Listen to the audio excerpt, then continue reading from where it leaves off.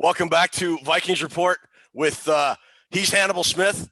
I am Howlin' Mad Murdoch, and Toontz she's B.A. Baracus with the Mohawk. How's it going, guys? I love it when a plan comes together.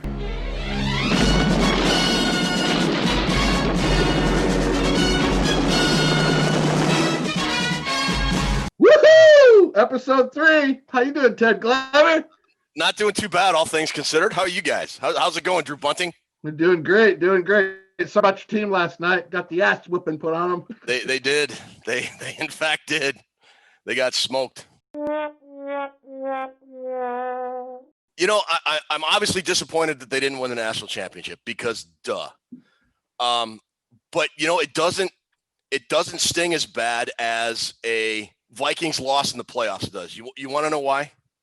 Can I explain for just a quick second? Go ahead. Because Ohio State has won it all. They won it in 2000. They've won it twice in my lifetime, 2002 and 2014. So I've seen them win a championship, which is all I ever want from the Vikings. Just one. I've been blessed to see Ohio State win two, and they've been on since they hired Tressel in 2000 or whatever it was, this 20-year run of just greatness. And I know they can't win it every year, but they're in the conversation almost every year, and they put themselves in a position to be able to play for the ultimate prize. And I don't think you can ask any more than that from a team. Now it is fourth down, the final play, unless they can stick it in the end zone. Andre Johnson, Roscoe Parrish, and Kellen Winslow, and Dorsey under pressure, throws it, incomplete. The Buckeyes win. Getting that one championship certainly makes a difference, as long as you have one. I mean, yeah. We're still. You believe we're at 60 years and still trying to fight for our first title here in Viking land. And if you're a fan of another team, be it baseball or hockey or basketball, whatever, and you've seen your team win a championship, then when they don't win it again, I mean, you want them to win, but it doesn't. For me, at least, maybe it's different for other people, but it just doesn't sting as bad. Are you all right? Fine. And you? If you know, well, I can just pop something in the DVR and watch them walk all over Oregon or walk all over Alabama again, right? You know what I mean? So I do. I was feeling for you last night, man. That was I was going, man, Ted must just be bummed right now. And it was, I know we were talking back and forth during the game, and then all of a sudden you weren't around on the computer anymore, and I went, he's had enough. Oh, hey, just in from Twitter. Devontae Smith just scored again. Toontz, how are you doing? I'm doing good. We have a new brand of trivia today. We're going to do the $25,000 pyramid. So that's going to be pretty cool. Nice. Speaking of trivia, we've got a great show for you tonight, whenever you watch it. Before we get going, before we tell you what's going on, first of all, Drew and Toontz and I just want to say thank you. We have been overwhelmed by the amount of interest in the show through 2 episodes. We have, I think, almost 8,000 views on our first episode. Just broke 1,000 today. Please, if we've got a Facebook page, it's called Vikings Report with Drew and Ted. Go on Facebook if you have an account, like it. Like and subscribe and ring the bell on our YouTube show. And Toontz, correct me if I'm wrong, but if you go to podbean.com, you can get the podcast form, whether it's for iTunes or Google or whatever. Every single one of our show's names, no matter what platform we're on, is the Vikings Report with Drew and Ted. So download them and listen to them if you can't watch the video or if video's not your thing. But seriously, thank you so much. It's been beyond our wildest expectations so far. So one thing we're doing we like is Drew has these jerseys hanging in behind him, and so we're going to talk about who we got hanging behind you tonight. We got Alan Page and Paul Krause, 2 Viking Hall of Fame legends.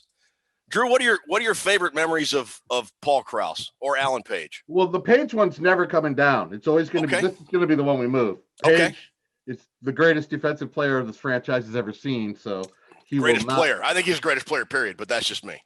Paul Krause, man. I mean, where do you start with Paul Krause, Ted? The guy, the ball skills he had in the secondary, he fit perfectly into Bud Grant's scheme. I mean, the guy's instincts is the best safety. I mean, the only other safety I think it really comes close to him is Ed Reed. and different maybe style, of course, a different time. But Paul Krause, where do you begin with 81 career interceptions? 81. If there's a record in professional sports that will never be broken, it's that. I would submit it's Paul Krause's 81 career interceptions. Exactly. Now here's a stroke of Viking genius when Jim Finks, the GM, back when he hired Grant in '67, one of their first moves was to get Paul Krause from the Redskins. Now the Redskins drafted Paul Krause in 1964. Yep. He had 12 interceptions his rookie year. By 1968, Paul Krause had 28 picks. He had 28 picks in 4 seasons. I don't know how Washington let him get away. But you know the Vikings gave up to get Paul Krause? I can't remember. It wasn't very much. You'll never remember because it was Marlon McKeever, the linebacker, and a 7th round pick. Wow. Marlon McKeever Really? and a 7th round. That's a pretty good deal for the Vikings. That's almost like the Lou Brock trade for the Cardinals back when they got him from the Cubs. You know, you mentioned Krause and getting traded from Washington to Minnesota. The very first post when I was blogging, the very first post I ever did on Daily Norseman was an interview of Paul Krause. Really? I wasn't even a front page writer yet. They had it was Chris Gates and Eric Thompson and one other guy, and they put kind of a call out, said, "Hey, we got this opportunity, but none of us can do it." And I said, "Hey, I'll do it if that's okay." And I actually got to talk to him, and I asked him about that. I said, "Why were you traded?" He said the defensive coordinator at the time and him didn't get along. He wanted Krause to not be as much of a center fielder as he was. He wanted him to play run support more. And Krause is like, "No." I'm good at what I do. Why don't you utilize my skills to what the defense can do here? And they just continually butted heads. So they traded him to the Vikings. And I mean, he just went on his Hall of Fame run. 28 picks and you get rid of the guy. And then he ends up adding 53 more on as a Viking. Do you know he intercepted a total of 45 different quarterbacks in his career? Did he really? Yeah, which was kind of I always call Paul Krause, when I think about it, I call him the 100 man. The 100 man, because he had, not only did he have 81 interceptions, Ted, Paul Krause had 19 fumble recoveries. Really? So that means Paul Krause gave the ball back to his offense 100 times. 100 times. Find me another guy. You can start looking right now, and you'll just wait. Get your book out and start finding me another guy that's turned it over 100 times by himself. I don't think there is. I bet there You're is. not gonna find him. It doesn't matter what you think. Definitely one of the greatest Vikings all time. One of my favorite Vikings, and I don't care about tackling. Bud Grant didn't want him to tackle. He said, "You just sit back there and you intercept passes and get me the ball back. Play center field and get me the ball back." And that's exactly what he did. Matter of fact, when Krause got interviewed after that Super Bowl against Miami, when they had to make all those tackles on Larry Zonka, yeah, they interviewed him afterwards. He goes, "I'm not used to that. I'm not used to. I'm not. This defense. I'm not. If I'm making tackles in this defense, we're in big trouble." Yeah. So we got a big show for you. We're going to talk a little bit Vikings, of course, because that's we're Vikings report. We're not Drew's report. Lord knows we don't have 2 weeks for that. We'd need Miranda rights read first before we did that, I think. Do you even know the Miranda rights? Well, right. You have the right to remain an attorney. We got some NFL coaching talk. We've got a viewer question we're going to answer. And then we've got $25,000 pyramid trivia. And then we get to week 2 of the playoff picks. Where Drew's warming up the Buckeye battle cry lyrics. I bet you need me to send you those lyrics. I am in big trouble, baby. Let's talk about something that hasn't been so great lately, and that's been the Viking special teams. And I think the day after our last episode, when we talked about Gary Kubiak resigning, or probably resigning, it was announced that Vikings special teams coach Marwan Malouf, the roof is on fire. We don't need no kicker. Let the special teams burn. Burn, special teams, burn. We don't need no water. Let the mother burn. He is not being retained. Wasn't technically fired. His contract is not being renewed. Shocker. Either way, Drew, how bad were the special teams? He's Was this release warranted? He is literally the worst special teams coach I've ever seen. You are literally the meanest person I have ever met. We were last in punt returns, last in kickoff and punt return coverage, also last in punt returns themselves with KJ Osborne. I think they average a yard a punt return or something. So many mistakes. I mean, the 2 blocked punts in one game, that should have got him out the door probably right after that game. But, I mean, all those field goals, including 4 field goal misses in Tampa Bay week 14, but that's not really on him. It's more on Bailey than it is a special team. I mean, Maloof can't do anything about missing a kick, I guess, but it's in the special teams category, so it all adds in. So they were at the bottom in just about every statistical category, special teams wise. Yes. And it strikes me that I can't remember that the entire special teams was this bad, like this all season long. There's usually 1 or 2 areas that the Vikings could hang their hat on. Well, we've got a pretty good punt and kick return game. Our coverage, but we got good returners, or we've got a good kicker. If our kicker's not good, something else was okay that made you think you got something you can work with here. But there's nothing. There's the coverage teams were not very great. The return units were pretty terrible all the way around. You retool it just like they need to go back and retool everything from the roster on up. You get the new special teams coach in there, and whoever that may be. I don't have a list of special teams coaches in front of me. Really? We're not going into that kind of detail here? Okay. Yeah, what kind of show is this? I think it starts with just getting a new positional coach and redoing the whole thing, because it can't get any worse, can it? I don't think so, but I really think that the poor special teams play is a reflection of roster depth.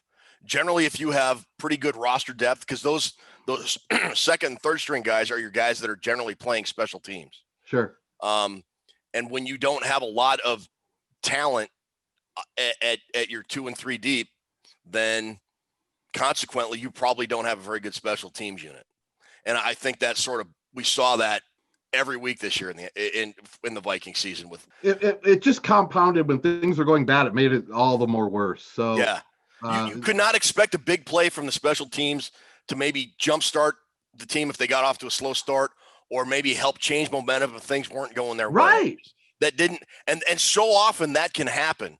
That can make the difference. Like you've said, a play or two from the special teams can be the difference between winning or losing. And we never saw that from the Vikings. How many times did Marcus Sherrill spark the team with a punt return? How many times? Remember that? Or Cordero Patterson.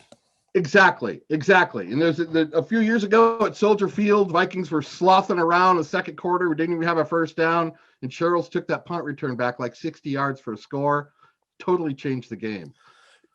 Speaking of Sherrills and Cordero Patterson, Percy Harvin, I think, was the best of all time that I've seen. Or going back in the day, Eddie Payton. Remember Eddie Payton? I do remember Eddie Payton. He ran back a couple against us on a Monday night game. Yeah. The Vikings. So this kind of leads into our next topic. And we're going to start with Cordero Patterson. It kind of came out on Twitter. Twitter was all afire about a couple former Vikings, one of them being Cordero Patterson. Real quick, would you be against him coming back to the Vikings in any capacity? Just maybe, if nothing more, as wide receiver 4 and a specialist returner. If they're going to use him, right? I mean, yeah. The kickoffs are being so. There's another thing. Why did we kick the ball to him at Soldier Field this year? Why? Why would you even? There's another one. Magoof is on fire. I mean, how do you feel about it? I mean, he's not much of a receiver, Ted. Let's be honest. Well, no, he wasn't. And the reason I mentioned Patterson, and I would be, I guess, if it's a team friendly deal, but I mean, he's kind of a one-trick pony at this point. He's okay. I mean, I thought the Bears utilized him pretty well. I wish the Vikings would have utilized him out of the backfield more, when you saw that Monday night game in Chicago or whatever. That's how the Patriots used him a lot. Yeah. But the reason I mentioned Cordero Patterson is to lead into Everson Griffin, because there was quite an episode this past week with Everson Griffin. Wow. And it started with, there was a tweet Everson Griffin sent out with a picture of him shaking Mike Zimmer's hand at the end of the game because, Everson played for the Lions this last game of the season. And the caption he wrote was, "If you want it, go get it," alluding to him wanting to come back to the Vikings. And over the course of the next couple days, he sent out Instagram photos and tweets and whatever about him wanting to come back to play for the Vikings. And then, like, one night, a couple days after that, and somebody asked him, "Hey, would you come back with Patterson and get the band back together?" And he was like, "Yeah, let's do it." And he tagged Cordero Patterson, which kind of brought me that question. But then it kind of took a dark turn. He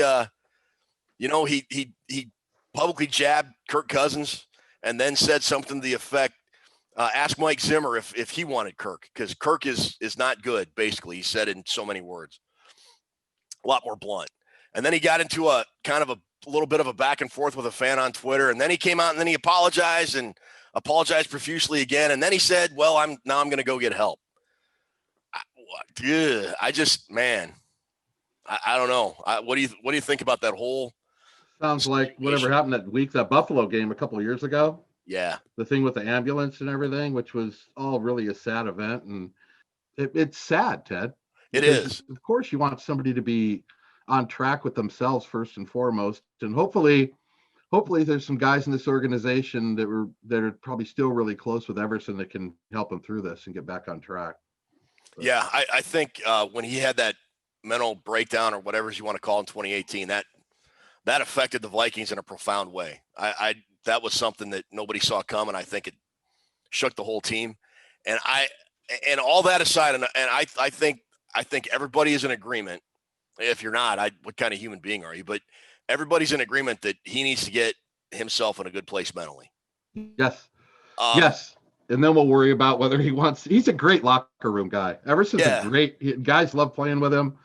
And we lack a lot of leadership, but I guess if it's a cheap deal next year, you could look at somebody like Everson Griffin to maybe come back and assist the team, but it's about getting himself straightened out first.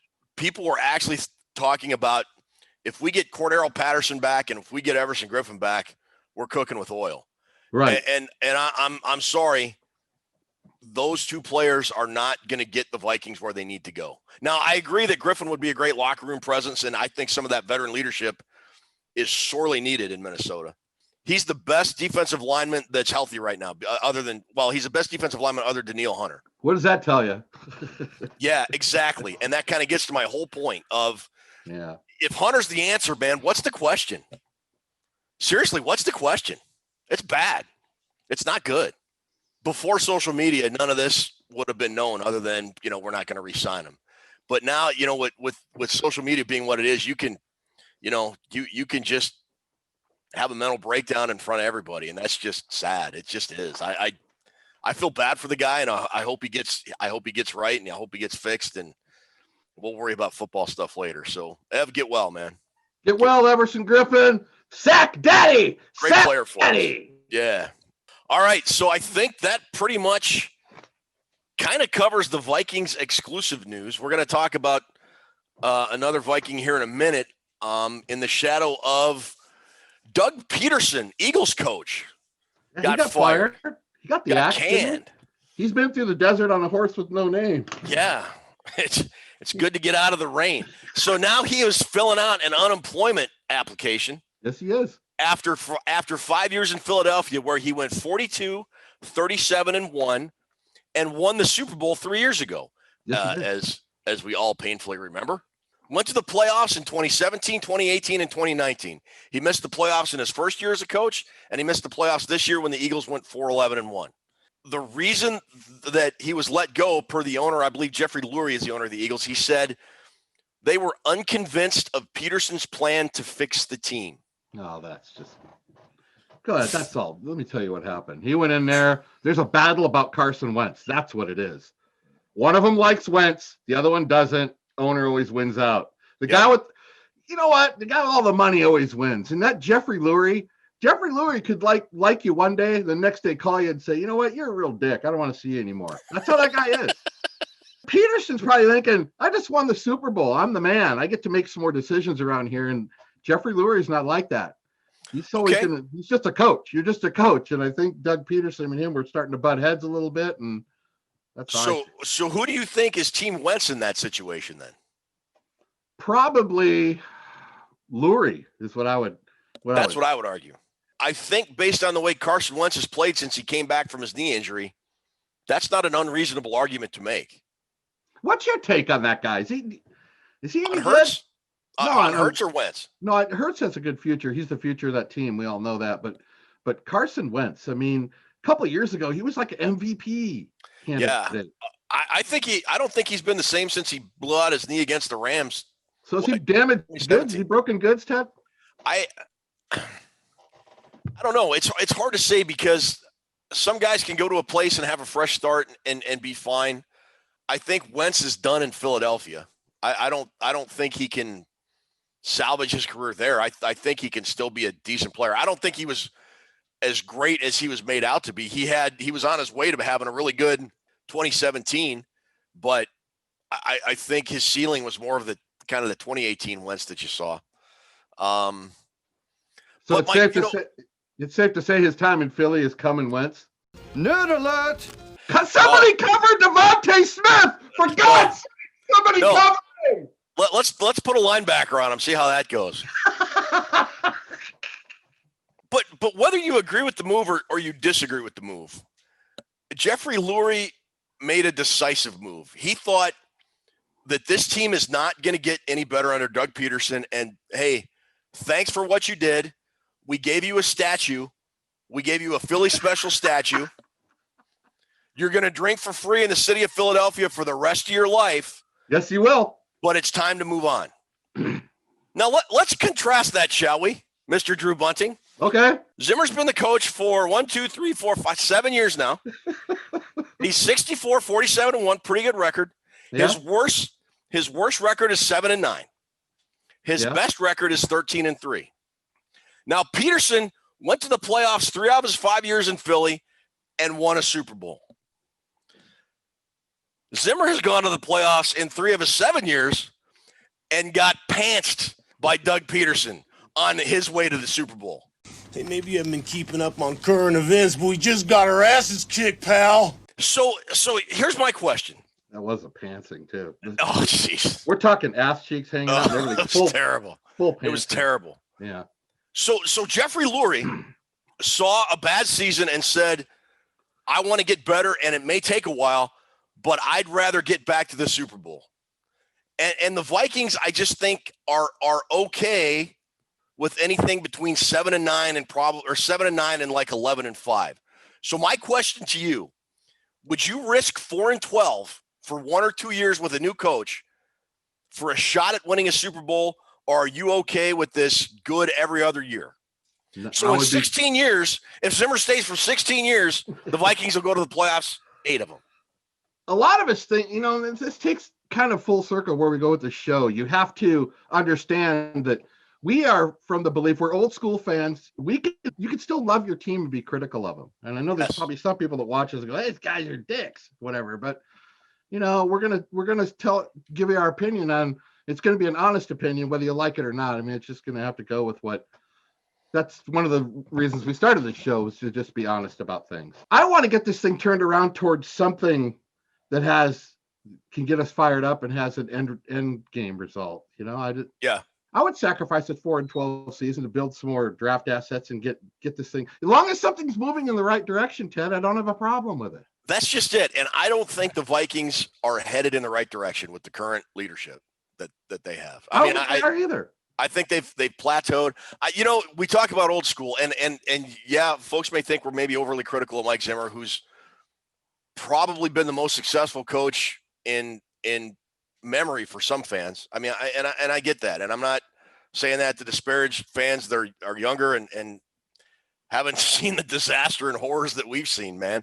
But I remember, this is what I want. I want the Vikings to be a legitimate contender every year. Yes. From like 1969 to 1979, the Vikings were a serious Super Bowl contender. Now, they never won it. I get that. But they went. And every year they were on the short list of teams in the NFC. That was like Dallas, the Rams, the Vikings, and I don't know, maybe somebody else occasionally, that were one of the 2 or 3 serious contenders year in and year out to go to the Super Bowl.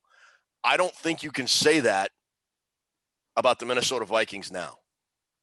And I don't think you'll be able to say that consistently with Mike Zimmer as the coach. And we mentioned Jim Finks and Bud Grant. During their time together, it was 14 years or something, Ted, they won 11 division titles. That's what we want.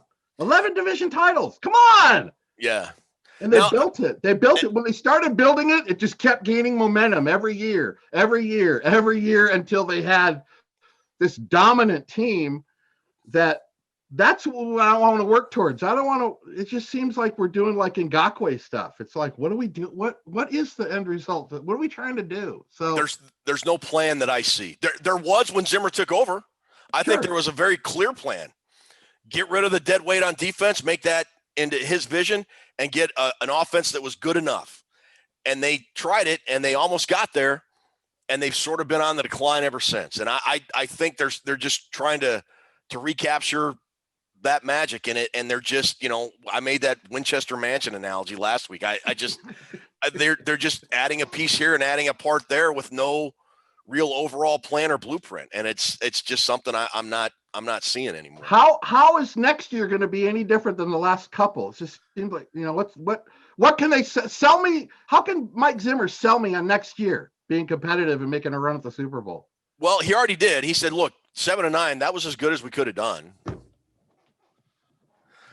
But, I mean, honestly, their plan is for those guys that got hurt this year, Barr and Hunter, and the couple cornerbacks got hurt early. Their names escape me right now.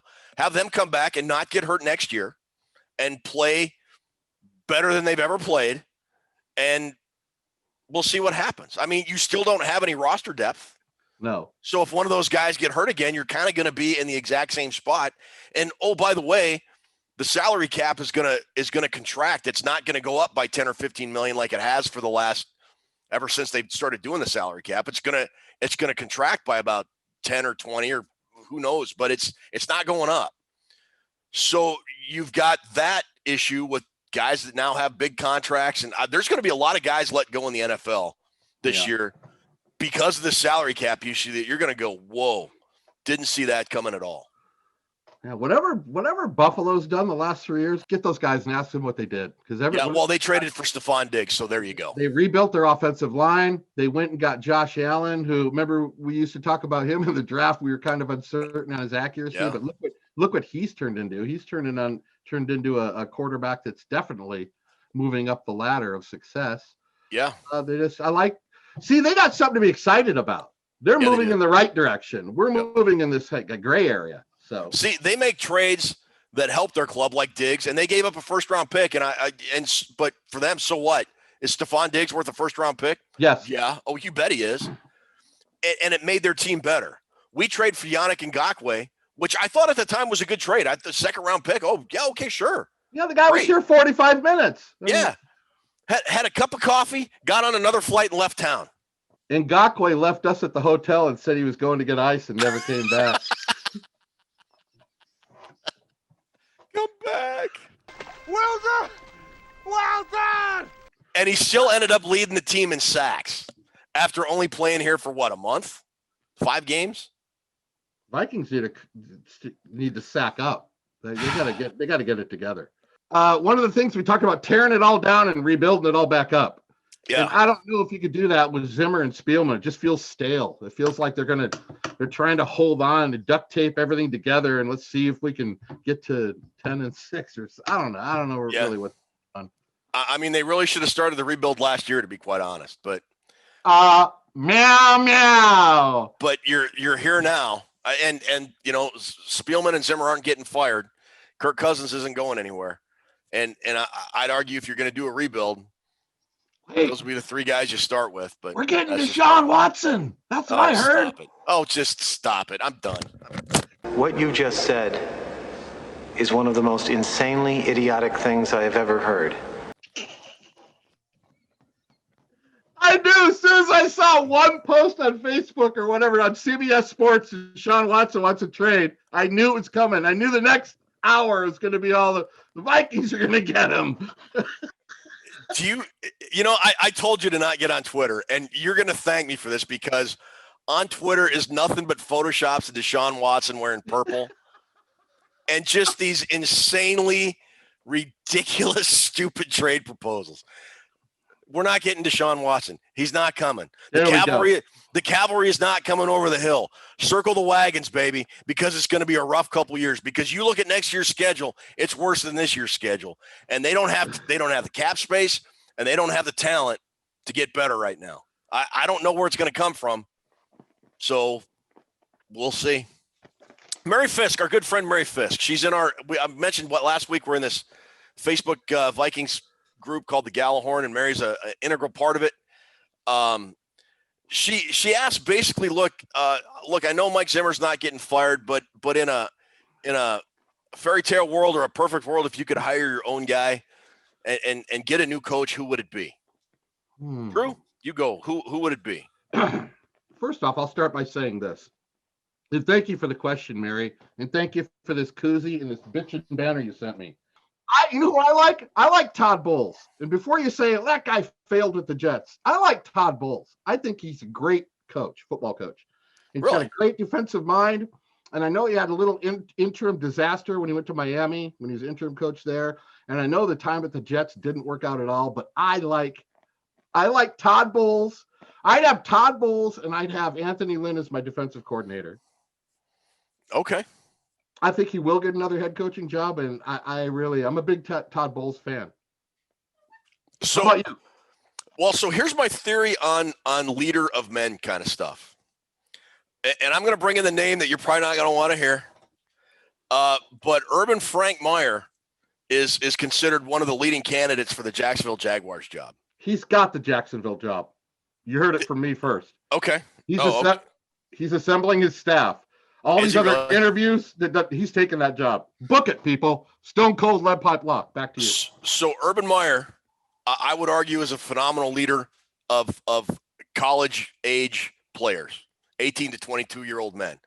He was a psychology major, I think, and he knows what buttons to push and how to get guys to attain what they didn't think they could achieve. Zimmer's one of those old school, my way or the highway guys. And I think for maybe a season or two that works if you're a bad team and all of a sudden you start getting results, people start buying in. But no matter what, no matter how good of a leader you are, with the exception of maybe Bill Belichick in this era, your message grows stale.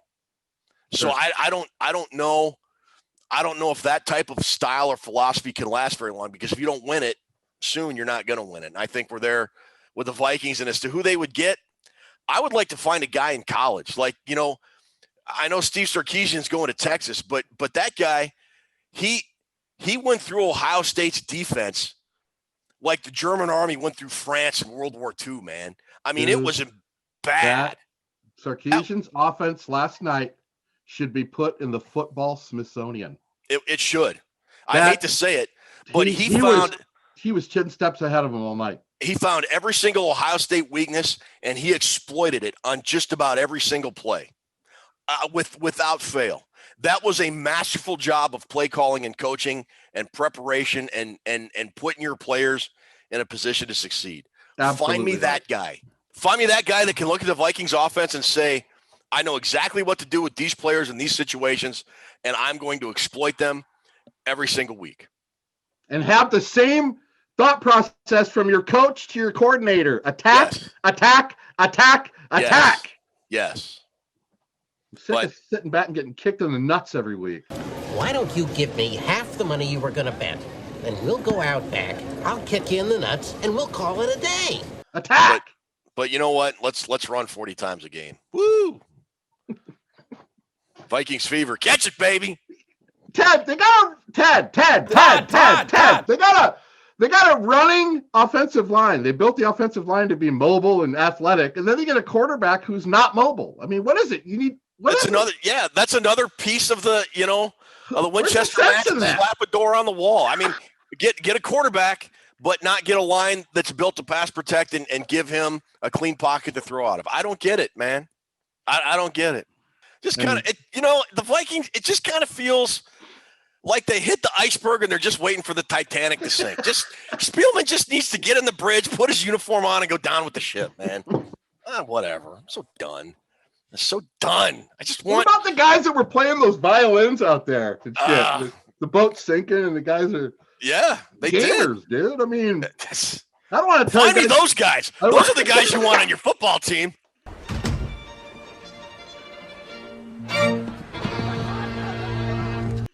We're dying, but we're gonna play. We're gonna play the violin until we freeze to death in the frigid Atlantic Ocean. That's a gamer, baby. Put me in, coach. I'm ready to play. Find me those guys. Find me those guys. Find me those violin guys. Give me those violin. They can play special teams better than what we had this year, I bet. Okay, we need to get Spielman on the phone and then the violin guys from the Titanic. I'm pretty sure they're not with us anymore, but we're gonna try. Dead. They probably died. Challenge flag. Challenge flag. All right. All right. So I think that wraps up our NFL talk this week. Yeah. I believe it is now time for our ever popular Toontz's trivia. Are we going to have Toontz's trivia? Okay, we will be back with Toontz's trivia, but for right now, we got another exciting commercial that we like to bring you here at Vikings Report, and we will talk to you in a moment. I'm a beautiful strawberry when squirted with whipped topping from a can. I'm more beautiful when swiggled with Cool Whip. She is more beautiful, but didn't that cost a lot? About the same as yours. And Swiggle tastes fresher than the leading whipped topping from a can. No, it doesn't. Yes, it does. No, it doesn't. Yes, it does. Cool Whip Swiggle non-dairy whipped topping. So fresh tasting. Won't somebody Cool Whip Swiggle me? Butter. What? Butter. What? Butter. Don't mess with me. You're parquet margarine. Butter. I said parquet, come here. Uh-oh. You smooth. You're creamy. You taste like butter. You're butter. Parquet. Sir? Parquet margarine from Kraft. The flavor says butter. Welcome to Toontz's Trivia. We're going to do the $25,000 pyramid. We have 6 categories. Both of you are going to be answering. I'm going to give you 3 minutes. Hi, Toontz's. And then hello. Toontz's. Hello, Toontz's. Hello. You won last week. We got revenge coming against you. Toontz's. Yeah. Yes, I did. So if you guys have trouble with a category, I'm going to say pass or next or something like that. And if you get it right, I'll tell you you're correct, and we'll go to the next one. All right. Are you ready? Let's go. And go. Tommy Mason. Chuck Foreman. First round draft picks. Position. Viking first round running back picks. Got it. Next. Yes. I love inside jokes. I hope to be a part of one someday. I'm an early bird and a night owl, so I'm wise and have worms. I'm not superstitious, but I'm a little stitious. What? I don't hate it. I just don't like it at all, and it's terrible. It's not like booze ever killed anyone. I love my employees, even though I hit one of you with my car. Things Randy Moss says. Things Randy Moss would say. No, okay, we're gonna go to the next one. Pass. Kevin. We'll come back to it. Mo. Pat. Williams. The Williams. Yeah, people named Williams. Correct. Vikings named Williams. All right, next. Line up and wait. Cleared for the option. Request to transition airspace. Things a pilot would say. Yeah. Things a pilot would say. Yes. Not Mayday, my God. All right, next. Dante Culpepper. Fred Smoot. Mawelde Moore. Guys on the Love Boat. Yes. Next. Next. Peyton Manning deserved the Heisman. How's that Rose Bowl record? Things that Randy Moss said. Yes. No. You have half of a national title since 1948. What things Ted Glover says about Michigan. All right, guys, back to number 2. Ready? All right. Yep. Yes. I love inside jokes. I hope to be a part of one someday. I'm an early bird and a night owl, so I'm wise and have worms. I'm not superstitious, but I am a little stitious. Sounds like something Yogi Berra would say. I don't hate it. I just don't like it at all, and it's terrible. It's not like booze ever killed anyone. Tell him Things to that call Michael me. Scott says. Yeah. Michael Scott says. Yes. I wouldn't have gotten it. I had no idea. All right. So, Toontz, thanks for the $25,000 pyramid trivia. I think we actually did pretty good. First of all, one bit of protest. A pilot would not say "Mayday, Mayday, Mayday" unless he was going to die. That's a terrible clue. That's awful. It's absolutely awful. Hey, I got that from Google. Well, that's where I got my pilot license, so it's all good, I guess. Mayday, Mayday, we're going down. All right. So our last segment, it's playoff pick time, kids. And if you remember, if you're just joining us in your first episode, last week we started this with the Super Wildcard Weekend, and Drew and I made a friendly bet. Drew is known to partake in the waging of in the sin of gambling. I'm not. I can't gamble to save my life. Time to start a casino in Tajikistan. So we didn't bet any money, but we did bet that the loser, because Drew and I are both, I'm a big Ohio State fan, as you heard at the beginning of the show. Drew is a huge Michigan fan. So what we decided is that the loser has to sing the other rival school fight song after the Super Bowl. And I believe, Toontz, what's the score? What's the current standings? Ted did a clean sweep. Clean sweep.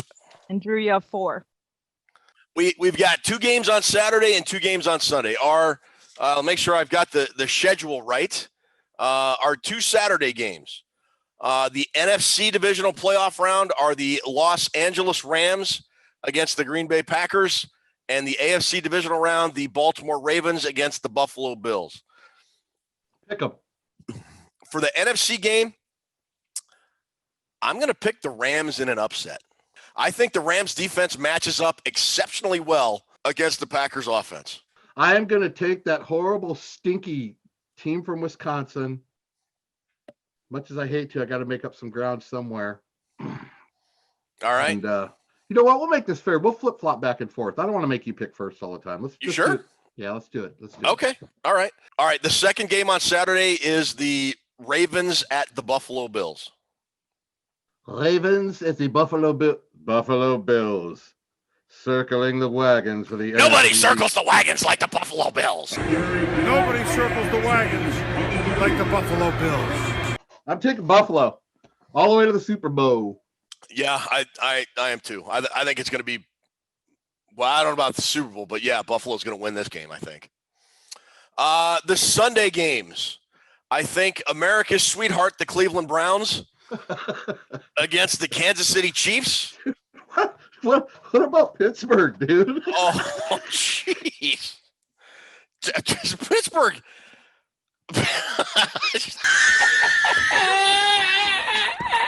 I don't know what happened to the Steelers, but it was wonderful to see.